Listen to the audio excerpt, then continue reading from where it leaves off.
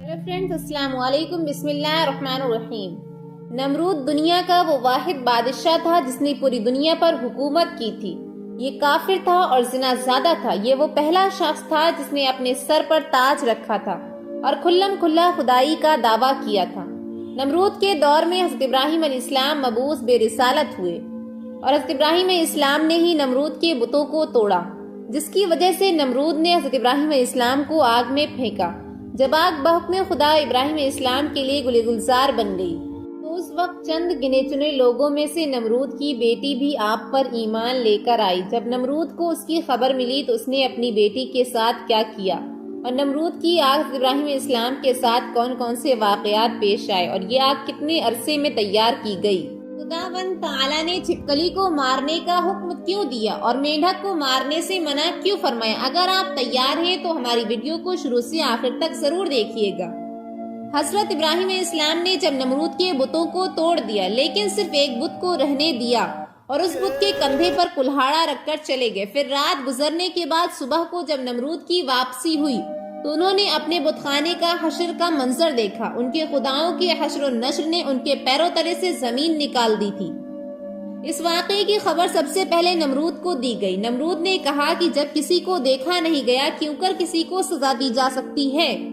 उस पर उन लोगों ने जिन्होंने इब्राहीम इस्लाम को ये कहते हुए सुना था कि खुदा की कसम, मैं तुम्हारे बुतों को ठीक कर दूंगा। नमरूद ने कहा कि ये काम सिर्फ उस इब्राहिम का है। नमरूद ने कहा कि मैं सिर्फ तुम्हारे कहने पर सजा ना दूंगा, जरूरत है कि उसको गिरफ्तार करके सरेआम लाया जाए। चुनांचा उसने उनकी गिरफ्तारी का हुक्म दे दिया और हजरत इब्राहीम इस्लाम को गिरफ्तार करके नमरूद के दरबार में हाजिर किया गया। नमरूद ने कहा कि ए इब्राहिम, क्या यह हरकत तुमने की है? हजरत इब्राहीम इस्लाम ने फरमाया कि उनमें से जो सबसे बड़ा बुत है वो मौजूद था। जो कुछ हुआ सब उसकी नजरों के सामने हुआ। उससे पूछो अगर ये बोल सके। अगर ये कुछ ना बताए तो समझ लो यही मुजरिम है, क्योंकि कुल्हाड़ा उसी के कंधे पर है। और अगर ये बोल नहीं सकता और बताने से मजबूर है तो समझ लो कि ये लाशय है और उसका वजूद अदम बराबर है। इब्राहीम इस्लाम के उस जवाब से लोगों पर निहायत अच्छा असर पड़ा और उनमें से अक्सर हजरत इब्राहीम इस्लाम के हम ख्याल हो गए और आपस में कहने लगे कि हाँ, वाकईन बुत में अगर कोई ताकत होती तो सबसे पहले वो अपने आप को बचाना चाहिए था। पैदरी की जो सबसे बड़ा बुत है वो मौजूद है। अगर उसमें कोई ताकत होती तो ये अपने देगर साथियों को जरूर बचा लेता। किताब रुज़तुस सफ़ा में है कि जब मुशरिकीन शर्मिंदा हुए तो उसी हालत में इब्राहीम इस्लाम के पास आकर कहने लगे कि जब तुम जानते हो कि ये बुत बोल नहीं सकते तो फिर उनके मुताल्लिकीन बोलने और ना बोलने का सवाल ही क्यों पैदा किया? तुम्हारा ये सवाल बिल्कुल अबस है। हज़रत इब्राहीम इस्लाम ने ये सुनकर फरमाया कि तुम उनकी परस्तिश करते हो जो ना तुमको नफा पहुंचा सकते हैं और ना नुकसान पहुंचा सकते हैं। अफसोस है तुम पर कि तुम खुदा को छोड़कर उन सूरतों की पूजा करते हो। हज़रत इब्राहीम इस्लाम की गुफ्तगू सुनकर सब सर बेगिरबा हो गए और बहुत से लोगों ने हज़रत इब्राहीम इस्लाम की बात मान ली और मुसलमान हो गए। हज़रत इब्राहीम इस्लाम तबलीग करते रहे बराबर और मुसलमानों की तादाद मुसलसल बढ़ रही थी। नमरूद को जब उनकी तबलीग का जोर और शोर मालूम हुआ तो उसने ये ख्याल करते हुए कि उनकी तबलीग से निज़ाम सल्तनत दरहम बरहम न होगा बल्कि उसकी खुदाई खतरे में पड़ जाएगी, उनकी गिरफ्तारी का फैसला किया और उन्हें गिरफ्तार करके उन्हें कैद खाने में बंद कर दिया। अजाइबुल क़सस अल्लामा अब्दुल वाहिद बिन मोहम्मद अल मुफ्ती वज़ा सफ़ा नंबर 87 में है। नमरूद ने उनको गिरफ्तार करा के एक लोहे वाले तंदूर में बंद कर दिया और उसमें भरपूर आग जलवा दी। देर के बाद जब उन्हें बरामद किया तो वो जैसे के तैसे थे, उनको कोई नुकसान नहीं पहुंचा उस आग से। नमरूद ने हुक्म दिया कि उन्हें कैद खाने में बंद कर दिया जाए और उनको खत्म करने का कोई और हल तलाश किया जाए। चुनांचे उन्हें एक रिवायत की बिना पर 40 दिन और एक रिवायत के मुताबिक 7 साल तक कैद में रखा गया और उस दौरान में उन्हें नजरे आतिश का फैसला किया। बरिवायत मेरजुल नबूवत नमरूद ने मकाम कोसिया जो कोफा में है एक 4 दीवारी तैयार कराई जिसकी लंबाई 4 फरसफ और चौड़ाई 4 फरसफ थी और उसकी बुलंदी 100 गज थी। और बरिवायत रोज़तुस सफ़ा उसकी लंबाई 60 गज थी, चौड़ाई 40 गज थी और बुलंदी 20 गज थी। जब 4 दीवारी मुकम्मल हो गई तो उसने हुक्म दिया कि उसे अच्छी वाली लकड़ियों से भर दिया जाए। लकड़ियों से पूरा भर दिया गया। एक रिवायत में है कि ये 4 दीवारी 1 माह में पुर की गई और चारों तरफ वो जलने लगी। जब उसके शोले भड़के तो उन्होंने یہ عالم پیدا کر دیا کہ کوئی قریب نہ جا سکتا تھا، کوئی پرندہ فضائے بالا تک اس پر سے گزر نہ سکتا تھا۔ تبری میں ہے کہ اس آگ کو بھڑکانے میں 2 سال لگے تھے۔ اسی میں یہ بھی ہے کہ 4 دیواری کے باہر بھی لکڑیاں جمع کی گئی تھی۔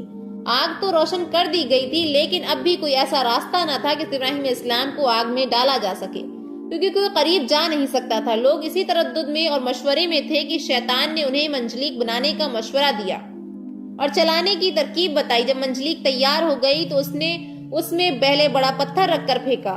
جب تجربے نے بتا دیا کہ منجلیک ٹھیک بن گئی ہے اور کام ٹھیک کر رہی ہے تو حضرت ابراہیم علیہ السلام کے ہاتھ پاؤں باندھے گئے اور گلے میں بھی طوق آہن ڈالا گیا، پھر منجلیک میں بٹھا کر انہیں پھینکا گیا۔ ایک روایت میں ہے کہ جب ہاتھ پاؤں باندھے گئے اور حضرت ابراہیم علیہ السلام نے بارگاہ خداوندی میں ہاتھ اٹھا کر یہ کہا کہ لا الہ الا انت سبحانک رب العالمین لک الحمد ولک الملک۔ ایک روایت میں ہے کہ اسی دوران میں آسمان کے کچھ معزز فرشتے بارگاہ خداوندی میں حاضر ہو کر عرض کرنے لگے کہ مالک روئے زمین پر ایک ابراہیم ہے جو تیری وحدانیت کی تبلیغ کر رہے ہیں اور اب اسے بھی نذر آتش کیا جا رہا۔ ہمارے مالک تو ان کو بچا لے، تو ان کو بچانے کے لیے ہم کو حکم دے دے کہ جاؤ، اگر ابراہیم تمہاری مدد قبول کرے تو بے شک تم ان کی امداد کرو۔ وہ فرشتے زمین پر نازل ہوئے اور ابراہیم علیہ السلام کی خدمت میں مدد کے لیے پیش ہوئے۔ کیا آپ کو کوئی مدد چاہیے؟ ابراہیم علیہ السلام نے امداد قبول کرنے سے انکار کر دیا۔ پھر وہ فرشتے آئے جو ہوا پانی پر متعین تھے۔ فرشتے ہوا نے کہا کہ آپ کہیں تو ہم آندھی کے ذریعے سے آگ کو منتشر کر دیں۔ آپ نے فرمایا میں موقع امتحان میں ہوں، مجھے تمہاری امداد کی ضرورت نہیں۔ پھر پانی والا فرشتہ آگے بڑھا اور اس نے بھی کہا کہ اگر آپ کہیں تو پانی برسا کر آگ کو بجھا دوں۔ ارشاد ہوا ضرورت نہیں۔ الغرض ابراہیم علیہ السلام کو منجلیک میں رکھ کر پھینکا گیا۔ وہ ہوا میں الٹتے پلٹتے جا رہے تھے کہ جبریل علیہ السلام نے بڑھ کر استقبال کیا اور ان سے ملاقات کر کے کہا اے ابراہیم تمہیں کوئی حاجت ہے؟ فرمایا بے شک ہے، لیکن تم سے نہیں۔ پھر جبریل علیہ السلام نے کہا اچھا مالک ہی کی طرف رجوع کرو۔ کہا سوال کی ضرورت نہیں، ہمارے حال کا اسے علم ہونا ہی کافی ہے۔ مختصر یہ ہے کہ ابراہیم علیہ السلام دہکتے ہوئے شعلوں میں پہنچے، پھر نیچے کی طرف جا کر آگ کے درمیان وارد ہوئے۔ فرمان باری آگ کو پہنچ چکا تھا۔ اے آگ سلامتی کے ساتھ ابراہیم کے لیے ٹھنڈی ہو جا۔ آگ گلے گلزار بن گئی، پھولوں کی کثرت ہو گئی۔ صدیقہ کا بیان ہے کہ فرشتوں نے ابراہیم علیہ السلام کو زمین پر بٹھا دیا۔ ان کے بیٹھتے ہی ان کے قریب چشمہ جاری ہو گیا، گلاب اور نرگس کے پھول کھل گئے۔ روایت میں ہے کہ ابراہیم علیہ السلام جو وسط آگ میں پہنچے تو جبریل علیہ السلام نے فوراً بلور کا ایک تخت بچھا کر اس پر انہیں بٹھا دیا۔ ان کے تخت پر بیٹھتے ہی چشمے آب جاری ہوا اور گردا گرد پھولوں کے درخت نمایاں ہو گئے۔ ایک روایت میں ہے کہ جلی ہوئی لکڑیوں کے باقی حصے رہ گئے تھے، اسے جبریل علیہ السلام نے زمین میں نصب کر دیا اور اس سے ہرے بھرے درخت پیدا ہو گئے جن میں تازے پھل لگے ہوئے تھے۔ ایک روایت میں ہے کہ ابراہیم علیہ السلام آگ میں ڈالے گئے تو چھپکلی دور بیٹھی ہوئی آگ کو پھونک رہی تھی، اس لیے خدا نے انہیں مارنے کا حکم دیا، اور مینڈک دور ہی سے منہ میں پانی لے کر نارے نمرود کی طرف پھینک رہا تھا تاکہ وہ بجھ جائے اور ابراہیم علیہ السلام بچ جائیں، اس لیے خدا نے اس کو مارنے سے منع فرمایا۔ الغرض ابراہیم علیہ السلام حکم خدا سے آگ کے گلزار میں بیٹھے ہوئے خدا کو یاد کر رہے تھے، اور ایک روایت کی بنا پر 3 دن، ایک روایت کی بنا پر 7 دن اسی آگ کے گلزار میں رہے۔ اسی دوران میں نمرود نے اپنے منارے پر جا کر ابراہیم علیہ السلام کی طرف نظر و نگاہ کی تو انہیں جنت نما گلزار میں بیٹھا ہوا دیکھا۔ اس خیال تھا کہ جل بھن کر وہ راکھ ہو گئے ہوں گے۔ جب اس نے انہیں اس حال میں دیکھا تو بڑا تعجب ہوا، کیونکہ اسے یہ خیال پیدا ہو گیا کہ اب جو کہ یہ آگ انہیں جلا نہ سکی اور آپ صحیح سالم برآمد ہو گئے تو لازماً میرے لیے اور زیادہ مضر ثابت ہوں گے۔ یہی کچھ سوچ کر اس نے اپنے کارکنوں سے حکم دیا کہ منجلیک کے ذریعے سے ابراہیم علیہ السلام پر پتھر پھینکے جائیں۔ بہت بڑے بڑے پتھر اس میں رکھ کر پھینکے گئے۔ وہ پتھر بروایت عجائب القصص صفحہ نمبر 88 ایک مقام پر جمع ہو گئے اور بحکم خدا بادلوں کی صورت اختیار کر کے برسنے لگے، جس کے نتیجے میں اس حصے کے علاوہ جو گلزار بنا ہوا تھا، جس قدر بھی اس آگ کی طویل 4 دیواری میں تھی، وہ سب بجھ گئی۔ علامہ مجسی تحریر فرماتے ہیں کہ دنیا میں جو سب سے پہلے منجلیک بنائی گئی وہ وہی تھی جس میں رکھ کر ابراہیم اسلام کو آگ میں ڈالا گیا۔ یہ منجلیک مقام قوس میں جو کوفہ کے ایک گاؤں میں گلزار میں واقع ہے، شیطان کے ہاتھوں بنی تھی۔ انہوں نے حیات القلوب میں صفحہ نمبر 90 میں تحریر فرمایا ہے کہ ابراہیم اسلام کو جب ہاتھ پاؤں باندھ کر منجلیک میں رکھا تو ان کا چچا جو آزر حکومت نمرود کا وزیر تھا ابراہیم اسلام کے پاس آیا اور ان کے روئے مبارک پر ایک تماچا مار کر کہا کہ اب بھی اپنی حرکت سے باز آ جا۔ نمرود کی خدائی کو تسلیم کر لے۔ حضرت ابراہیم علیہ السلام نے فرمایا کہ جو خدا ہے خدائی اسی کی تسلیم کی جائے گی اور اسی کی تسلیم شدہ ہے، یہ نہ خدا ہے نہ اس کی خدائی مانی جا سکتی ہے۔ ایک حدیث میں ہے کہ جب حضرت ابراہیم علیہ السلام کے لیے آگ ٹھنڈی ہوئی تو اس کا اثر 3 دن تک دنیا کی تمام آگ پر رہا اور اس میں ٹھنڈک آ گئی تھی کہ مورخین کا بیان ہے کہ آتش نمرود کے گلزار بننے کے واقعات اور اس وقت کے دیگر حالات دیکھ کر لوط علیہ السلام اور جناب سارہ نے ایمان ظاہر کیا اور نمرود کی بیٹی رازہ بھی ایمان لائی۔ حضرت لوط علیہ السلام حضرت ابراہیم علیہ السلام کے چچا بھائی تھے اور جناب سارہ چچا بہن تھی۔ نمرود کی بیٹی کے ایمان لانے کے متعلق علامہ عبد الواحد بن عبد محمد المفتی باحوالے معارج النبوت لکھتے ہیں کہ نمرود کی بیٹی رازہ بڑی عقل اور ذہین لڑکی تھی۔ اس نے جب حضرت ابراہیم علیہ السلام کی آگ میں ڈالے جانے کو دیکھا تو بڑے اصرار سے اپنے والد کی اس بات پر راضی کیا کہ اسے اس مینارے پر جانے کی اجازت دی جائے جس پر سب لوگ بیٹھ کر ابراہیم علیہ السلام کو دیکھ رہے ہیں۔ چنانچہ نمرود نے اجازت دے دی اور وہ اس مینارے پر جا پہنچی، جہاں پہنچ کر اس نے حالات کو دیکھے۔